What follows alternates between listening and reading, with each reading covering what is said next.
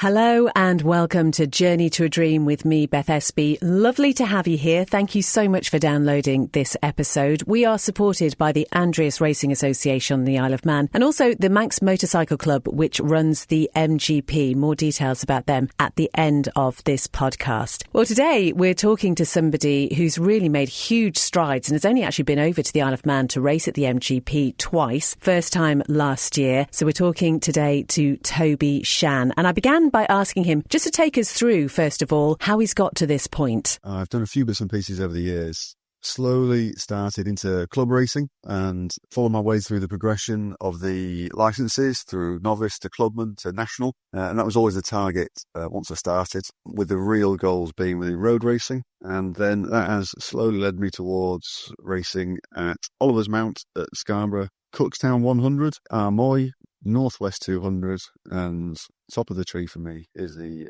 Isle of Man course and the Manx Grand Prix.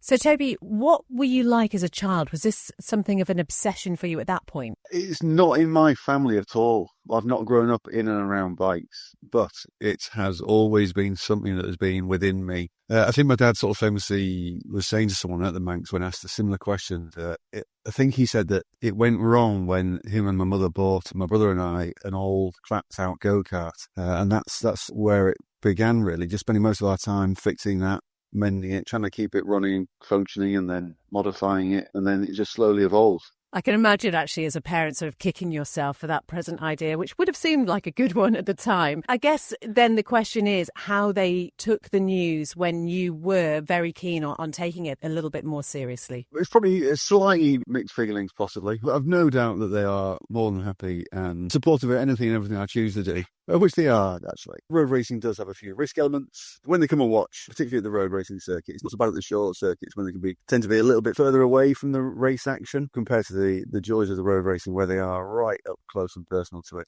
So I think it can hit home a little bit more at those times. And I suppose for loads of people, Toby, they think, well, if you enjoy being on a bike and a short circuit is that little bit safer, why not just stick to that? For me, it's just not the same. As I've grown up, really, and done a little bit of following racing and watching, just something that's inbuilt in me has been a love of road racing. If there's one programme that I look forward to watching every year on TV, and there is only one of them, and that is watching the Isle of Man TT. And it's never been anything else but if I happen to stumble across a bit of British Superbikes or World Superbikes on TV, well, I'll watch it, but I wouldn't go out my way to watch it. So the road racing element has just always been something that's inbuilt in me, and a real admiration for those guys that are doing it. And through that is a desire and a strive in myself to do exactly the same. And that must be quite an incredible thing then, when it's something that you've watched, that you've been, so keen to do yourself, to actually then find yourself doing it. I guess there must be some pinch yourself moments. Yeah, very much so, actually. You're just seeing the words out of my mouth. Yeah, probably to have to look back and pinch myself. It's still really good back to look at the photos people have shared,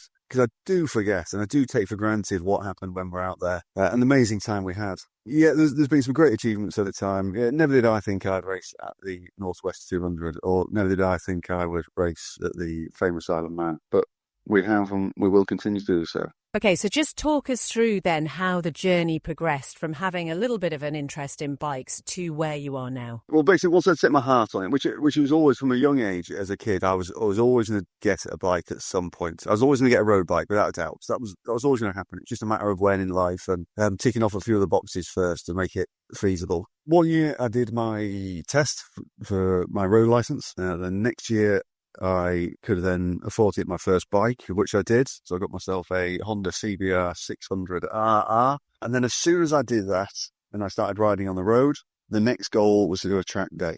And then as soon as I'd done a track day, the next goal was to be sat at a set of lights at the beginning of a race with the lights about to go out. And then once I'd achieved that goal, the next goal was to go road racing. So the next goal within that sort of progression was Oliver's Mount. To get there, I had to get my clubman national licence, and then to get to Oliver's Mount. From that, just sort of the pool of people that I'd started to mix with that had become friends and teammates, really. Just through talking to them and learning more. So the next big goal then became the likes of Cookstown, Armoy, Northwest, and top tier of that was always going to be the Isle of Man for me. So it's just a slow, natural progression. It sounds then like you're quite a methodical person, Toby. You give yourself these goals, you achieve that, you move on to the next sort of thing. Is that kind of how your brain works? Yes, it is. Yeah, absolutely. Since I was somewhat leading myself from the start, I wasn't mixed with that pool of people that are living and operating in that world. I didn't have all the answers. So I was just trying to tick off one step at a time as the best that I knew it. So that's what I did, one piece of the puzzle at a time. How do you do all of that and have a, in quotes, normal life as well? Not very easily, and not necessarily very successfully either. Yeah, maybe a good question to pose to my parents, actually. Yeah, so probably credit to them, actually. They've had to put up with me to a certain degree. And my friends and social circle, whether it's work or bike, and often, to be honest, it's a mixture of both. And these are the things that life always throws at us. As I need to focus, I start to shut down other elements of my world I can sometimes to allow me to focus on what I perceive and choose to be my priorities at the time. And some of that's been the racing. To get where I've got to today has not happened overnight. It's been a great fun journey to get there. It's been challenging, and it's definitely not been easy. But it sounds like there's nothing really up to this point that you would have changed about where you've ended up so far. Oh, no, not at all. No. Yeah, nothing's easy, but that's just the way life is. And if it was easy, everyone would be doing it. So, yeah, more than happy for it to be a challenging journey. Learned a lot of things by just doing and trying, and to get where I am today. I'm no means at the top of the tree, but yeah, there have been some successes along the way, and the Manx Grand Prix this year was definitely a success. Do you know, if it was easy, I still wouldn't be doing it, Toby. But anyway, we digress. Just thinking about how you finance all of this for a moment, because it's always a topic of discussion because it is so expensive. Trying to get sponsors can be a really difficult thing for a lot of racers, and I just would like to know how you found that. You are 100% correct, yeah, and it's only become more difficult even in the time period that I've been involved in the sport. First and foremost, my work pays for my racing, and I know that. I work hard, really hard, to allow me to go racing. The company I work for, we build structures within the events industry. So with the most involvement that I have is from the staging side. So we build a lot of stages for concerts, festivals, and the likes of that. So that keeps us very busy, which I suppose one of the drawbacks is we're very busy over summer. It poses more challenges for me when it comes to the racing and a slightly quieter winter. You're right, financially is very difficult. Racing is expensive.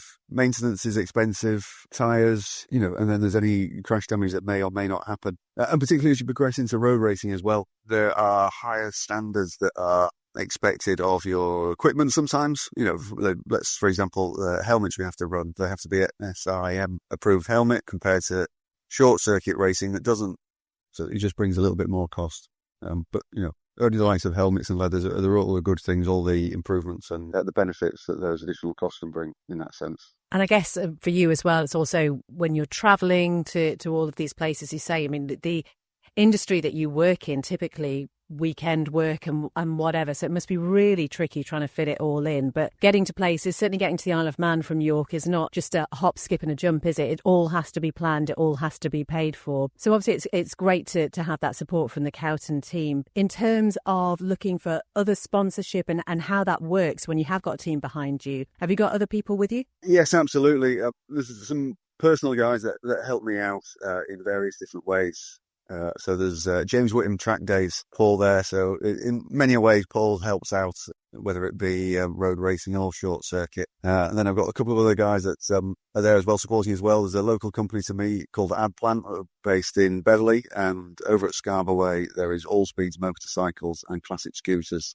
So Nicky over there, again, he helps out with myself and the Cowton team through Cowton Racing as well. So they've got supporters behind them. Fran and the guys there just work tirelessly to prepare, maintain, develop. They've been at it for years and are absolutely huge supporters and lovers of road racing.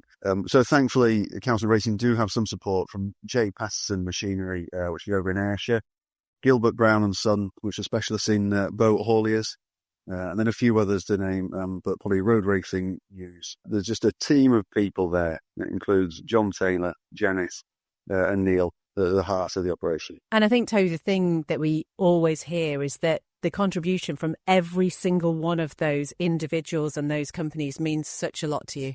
Oh, it's massive, absolutely massive. Without them and their contributions, particularly towards Cowton Racing.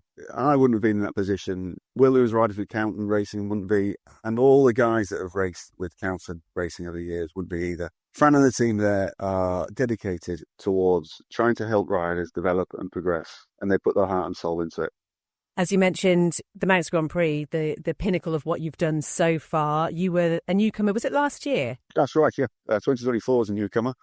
And despite the weather, some people found it a challenging time of the weather, but personally for me, I had an amazing time. I've got no bad memories about that at all. How did it all come about then? At what point did you put your entry in? When did you know that had been accepted? Talk us through that process. So Cowton Racing, I rode with at the Manx Grand Prix this year and last year. So I've been riding in and around them for a number of years now, and they've been nothing but a great help and support, even if I haven't been riding with them. So just through, being with them and liaising with them and talking with them, and then there's a couple of friends of mine that also ride and have ridden at the Manx or the Isle of Man TT. Just through in confab with them and talking and staying in touch. We knew when the entries were coming out to get that done and submitted. No small feat in itself. And then we just sat back and waited, really. And then the good news eventually arrived. That must be just such an incredible feeling when something you've put so much into, and obviously you have that fantastic team alongside you who've got so much experience. Yeah, absolutely brilliant. Yeah. Over the moon the day we got that email. But at that time, there was no guarantee at that moment in time you were in, but you were accepted in principle. And then we had to go out to the Isle of Man for a couple of newcomer weekends, which were led by Milky. And all credit to Milky and the team of people that are involved on those newcomer weekends that educate us about all the difficulties, challenges, the common pitfalls, and the positives as well about the Manx Grand Prix, and prepare us the best we can for the first time we ever set off down Bray Hill. I owe them a world of thanks, really, because even riding around this year, I still say to myself some of the things that I learnt at those weekends with them. Presumably you'd been over to watch before, had you? Yeah, I've been over to the Isle of Man TT to watch that once, and then I've been over to the Manx a couple of times just to help a good friend of mine, Paul Marley, and the Cowton Racing team. So yeah, I've come over race weekends and get my hands dirty, get involved in the process, really, which was really good to see it all happen and understand what's where, when, why, how, where the bikes need to move and who needs to be in what location and when. Yeah, I guess it's a real insight, isn't it, when you see it from not just the racer's point of view, but being there 2024, thinking this is what you've been working towards, actually making that happen. You finished 9th in the Junior Manx Grand Prix on the Cowton Racing Kawasaki. You were 13th in the 2-lap senior as it was, and you lapped at over 114 miles an hour. So you were the second best newcomer at last year's event. And yeah, I just wondered, was that something that you were aiming for to try it and get a decent result, or was it just all about just trying it out for that first time? I wasn't aiming for results. I suppose really I wanted to go and learn the course and come away with a respectable time. That was the main aim, really. I wasn't trying to be the best or anything of that nature. The weather threw challenges at us, so we had limited time on circuit. And like you say, those results that we did get, I was over the moon with. Fantastic, a great first year. A little bit unexpected, but yeah, very happy to walk away and have the results under my belt. Well, if you were happy last year, Toby, you must have been delighted this year because it was just fantastic. You made some huge leap forward. You finished second in the Supertwin MGP and the Junior MGP races for the Cowton Racing team. And as I always say to people at this point, obviously, you're a little bit busy out on the mountain course at the point the commentary is going on, but I just wanted to play you some of the Junior race because there were some absolute nail-biting moments. So here we go. Next to go is Toby Shann. Toby second the other day on the Cowton Racing Kawasaki Z650, and Toby gets away. Toby, of course, from York. 8 comes through now. That is Toby Shann, and Shann a little bit quicker than Liam Chalk, a little bit quicker than Michael Garn. Toby Shann goes 4th fastest. It's Williams leading Aerosmith by 4, with Shann in 3rd, 2 seconds back on Aerosmith. This is shaping up to be an absolute ding-dong of a race, and Chris Boyd already on a pretty hot pace. 3 seconds quicker than they were on Saturday at Ballaugh on the opening lap today. Liam Chalk, 3.6 seconds off the pace of Toby Shann, who now arrives, as does number number 7, Michael Garn here. So a little bit more spread out, but Toby Shann is only 0.2 of a second off the pace of Lewis Arrowsmith here. So Toby Shann in a battle for second in this early stages of the race. Toby Shann's in and it's down. It's 2.8. Toby Shann's lap on 114.268. Williams leads by 2.8 into the pit stop from number 8, Toby Shann. Carolyn. Toby Shann's away, Michael Garn's away, Andy Farrell's away. They're all gone now. There's nobody in pit lane now. Let's look at that pit time for Toby Shann. We'll hopefully get that up on our screen. There he is, 34.08 for Toby Shann. Quick look back at the bungalow here. Oh my goodness me, Toby Shann 0.011 seconds off the pace of Jamie Williams. He has slashed the time from Balaf all the way through to the bungalow. Toby Shann is right on the coattails of Jamie Williams here. Toby Shann's gone quicker, Ramsey, to bungalow as well. 3 minutes 42.7. Chris Boyd, tight. Oh yes. Oh yes, 1/100th of a second. Jamie Williams fans, get those boards out to tell him he needs to get the pedal down. He's only got 100th of a second over Toby Shann. He's taken the lead. Oh. Lead change at Cronknamona on lap 2. Shann leads by a second. We have a new race leader again. Jamie Williams is back in the lead. It's half a second. That's a great run from Cronknamona to here. Here at Glen Helen on the final lap, it is just over 1 second, 1.1 seconds. So here we are, Ramsey on lap 3. Toby Shann's brought the gap down again. It's down to 1.5 seconds as Liam Chalk and Alex Sinclair go past us. Then it's Michael Garn, Toby Shann, and number 3, Andrew Farrell. This trio very close together on the road. So Toby Shann trying to navigate some traffic because Michael Garn isn't slowing down either. Jamie Williams is just dropping down from the Craig, down through Gobham again, then down into the big left-hander out Brandish to the bungalow. He's on 115.439 bungalow to bungalow. Michael Garn and Toby Shann are also both on 115 pace laps. Checkered flagman Mark Pendlebury is out on the road. He's looking up for the NCE Aprilia, and here he comes, Jamie Williams across the line. Toby Shann at Cronknamona. It's 2.28 seconds. Wait for Shann and for Michael Garn. They're both coming down into Governor's Bridge just at the moment. Then they'll come through the dip and we'll get them onto Glen Crutchley Road. We'll have them across the line any second. Here he comes, the KMR Kawasaki. It's number 6 across the line. That's Liam Chalk, followed by number 5. Alex Sinclair gets the finish as well. And Toby Shann's last lap, 115.258. But let's get down to Beth for all the reaction from the winners' enclosure. We will just move in and speak to the second place. First of all, Toby Shann, repeating what he did on Saturday. Toby, talk me through your race then. Well, I climbed to it all as normal, but Christ, I worked my socks off from the start to the finish. It felt like it was flowing, it felt good, and I caught the man in front pretty quickly, and that was a positive sign for me, because last time he shot off like a scalded cat. So then I just stuck with him. We've just diced the whole race, and then we started to pick off the next man and the next man. So all in all, it was looking good, and I'm over the moon. And you did have the lead for a little bit there. Were you aware of that? Not the foggiest at all. Not the foggiest. I nearly lost it down at the where were we? Bray Hill, bottom of Bray Hill. Oh, coming out of there, I nearly lost that at one point, but so close. It would have been a split second between staying on and losing it. But here we are, lucky today.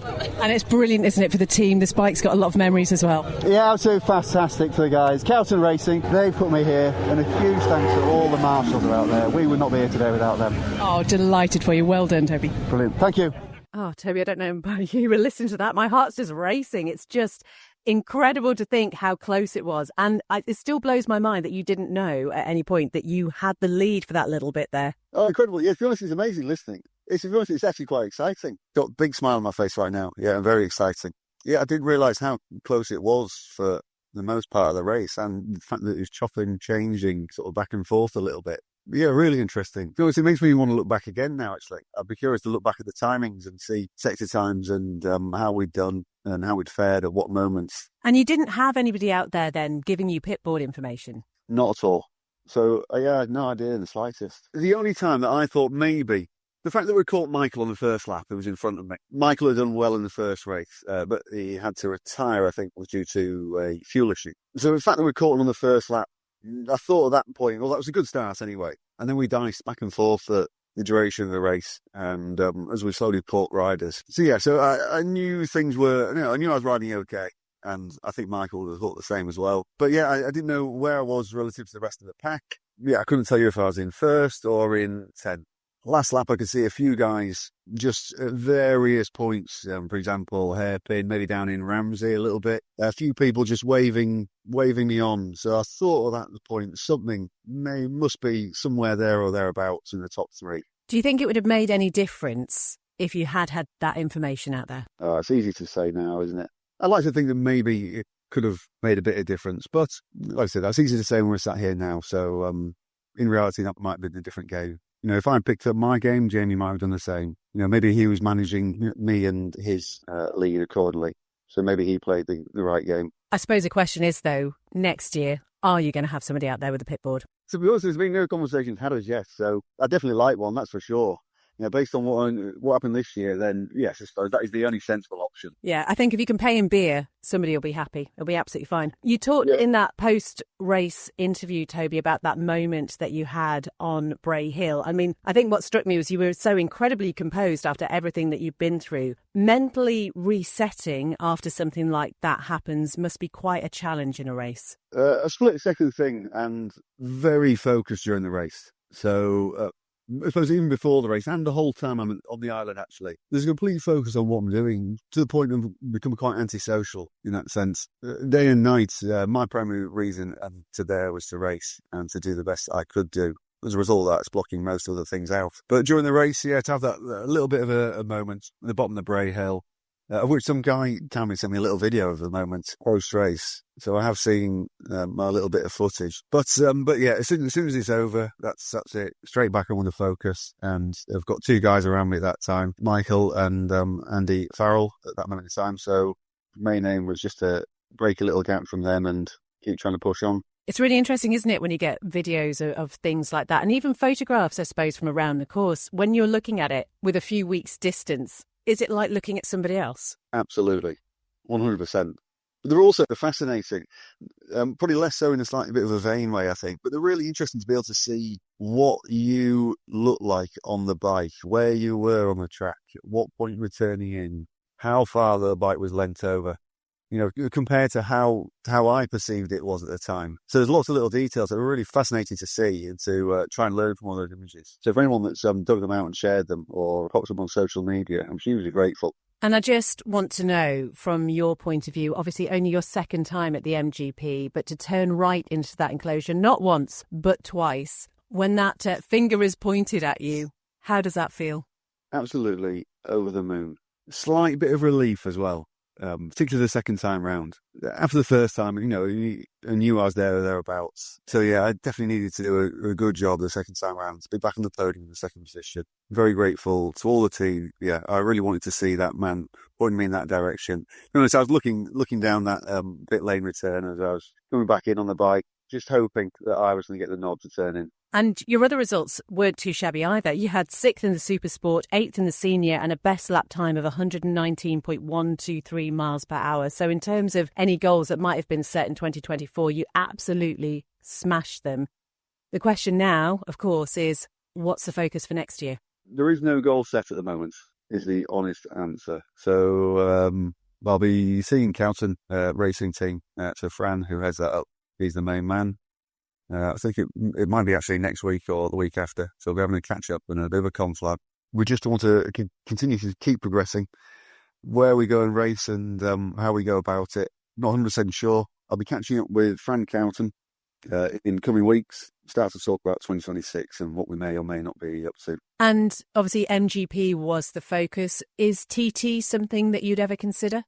Yes, absolutely. Yeah, as I've progressed, you know, ticking off one of those goals, one after the next, then TT definitely is something that I aim to be there, achieve, and to keep progressing. I'm confident I can go faster than I've gone so far. There's a lot of learning to be done just at the start of that journey, really. So, yes, definitely to get to TT at some point and keep going quicker. Joe, that's really exciting, isn't it, when you think, actually, you've achieved that goal that you set out, but there is still so much more that you can do. And when it's a sport that you love so much, to have that opening out in front of you must be just, absolutely brilliant. How good are you at keeping up to date on social media and letting race fans and whatever know how you've done? Definitely not my strong point. That's the easiest one to answer of all the questions. Yeah, they're definitely not my strong point at all. There's a couple of folk that in and around the team that sometimes help with those elements because they're much better than I. But yeah, something I should definitely do more of. It's really difficult though, isn't it, when you've got everything else going on and actually all you want to be doing is out there riding your bike, but there's almost that responsibility on riders now to keep up with that. Yeah, some folk are much better than the others, and There's another lad I know called Will who's riding with the Cowton team this year. Will's excellent at it, much better than myself. But yeah, like I say, I'm a bit more focused on personally riding the bike and working on the bikes, in the background. That takes up a lot of time that goes unseen. Give us a sense of what the next few weeks and months are looking like for you then.